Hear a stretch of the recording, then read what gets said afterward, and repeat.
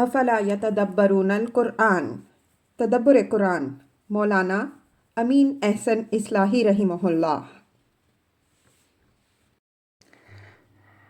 سورہ یاسین تمہید۔ بسم اللہ الرحمن الرحیم۔ سورہ کا عمود اور سابق سورہ سے تعلق۔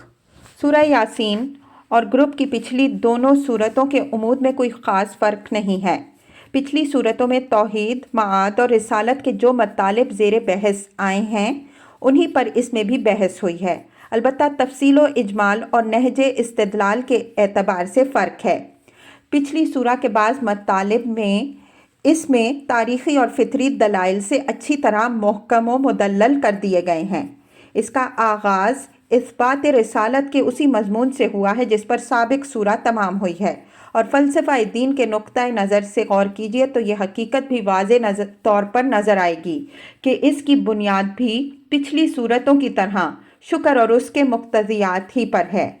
آگے ہم سورہ کے مطالب کا تجزیہ پیش کرتے ہیں جس سے اس کا عمود اور نظام انشاءاللہ اچھی طرح واضح ہو جائے گا۔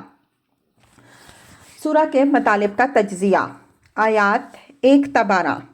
حضرت صلی اللہ علیہ وسلم کی رسالت کا اثبات اور آپ صلی اللہ علیہ وسلم کو تسلی کہ یہ پرحکمت قرآن خود اس بات پر سب سے بڑی شہادت ہے کہ آپ صلی اللہ علیہ وسلم اللہ کے رسول ہیں اور لوگوں کو صراط مستقیم کی دعوت دے رہے ہیں۔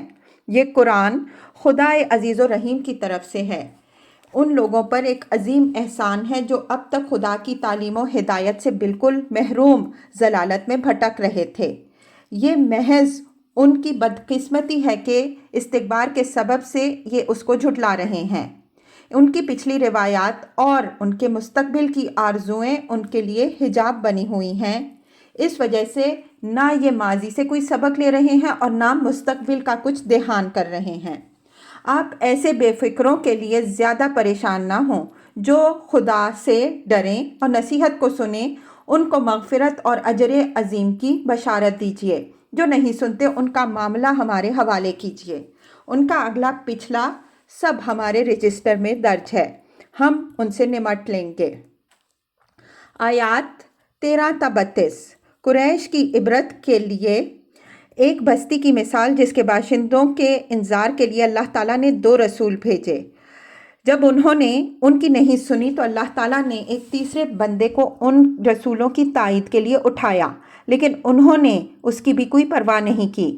ان کی تنبیہ کے لیے اس دوران میں جو نشانیاں ظاہر ہوئیں، لوگوں نے ان کو ان رسولوں کی نحوست قرار دیا اور اس جرم میں ان کو سنگسار کر دینے کی دھمکی دی۔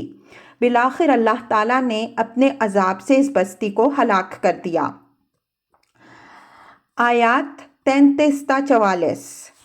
اس کائنات میں خدا کی قدرت، حکمت، پروردگاری اور رحمت کی جو نشانیاں ہیں، ان میں سے بعض کی طرف اشارہ اور اس امر کا بیان کہ یہ ساری نشانیاں اللہ تعالیٰ کے شکر کو واجب کرتی ہیں، جس کا لازمی تقاضا توحید ہے، اور ساتھ ہی یہ حشر و نشر اور جزا و سزا کو ملتزم ہیں۔ آیات 45 تا 50۔ اس امر کا بیان کہ جب لوگوں کو اللہ کے عذاب سے ڈرایا جاتا ہے اور اس سے بچنے کے لیے اللہ کی راہ میں انفاق کی دعوت دی جاتی ہے تو بڑی ڈھٹائی کے ساتھ عذاب کا یہ لوگ مطالبہ کرتے ہیں اور کہتے ہیں کہ جن کو خدا نے اپنے فضل سے محروم رکھا، ہم اپنا مال ان پر کیوں خرچ کریں۔ انہیں یاد رکھنا چاہیے کہ خدا کو جب عذاب لانا ہوگا تو اس کے لیے اسے کوئی تیاری نہیں کرنی پڑے گی، بلکہ وہ چشم زدن میں آ جائے گا جس کے بعد کسی کو لب ہلانے کی فرصت نصیب نہیں ہوگی۔ آیات 51 تا 65۔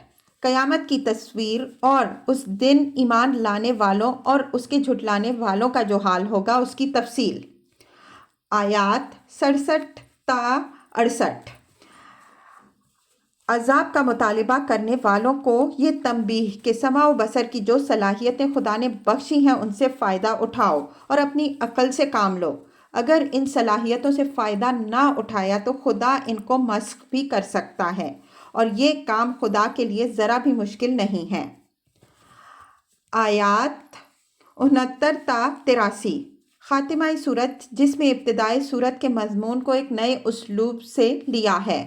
توحید اور قیامت کی بعض نشانیوں کی طرف توجہ دلائی ہے اور آن حضرت صلی اللہ علیہ وسلم کو تسلی دی ہے کہ تمہارا کام زندوں کو جگانا ہے۔ جو لوگ اخلاقی اعتبار سے مردہ ہو چکے ہیں ان پر تمہارا کلام کارگر نہیں ہو سکتا۔